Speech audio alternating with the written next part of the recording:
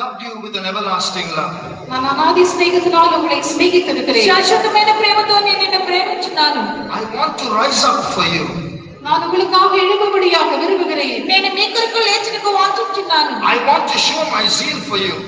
உங்களுக்காக இந்த வைராக்கியத்தை நான் காண்பிக்கும்படியாக விரும்புகிறேன். మీ కొరకు నా ఆసక్తిని చూపించుటకు వాంఛిస్తున్నాను. But many of you are not on my side.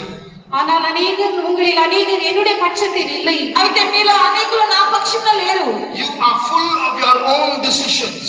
நீங்கள் உங்களுடைய சொந்த தீர்மானங்களால் நிறைந்தவர்களாக இருக்கிறீர்கள். మీరు మీ సొంత తీర్మానాలతో నిండినవారుగా కనబడుచున్నారు. Come with me. நீங்கள் என்னோடு சேர்ந்து கொள்ளுங்கள். మీరు నా యొద్దకు రండి. See as I see. நான் காண்கிறதை போல நீங்களும் காணுங்கள். నేను చూచినట్లు మీరును చూడండి. Work with me.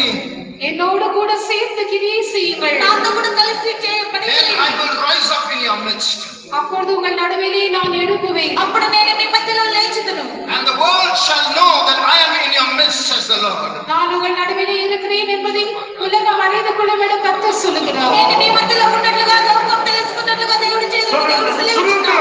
Surrender yourself totally to the will of God. உங்களை நீங்களே முற்றிலுமாக தேவ சித்தத்திற்கு ஒப்புக்கொடுங்கள். உங்களை மேலே சம்பந்தமாக தேவனுடைய சித்தத்துக்கு சமர்ப்பிச்சுக்கொள்ளுங்கள். Give up your decisions. Give up your own will.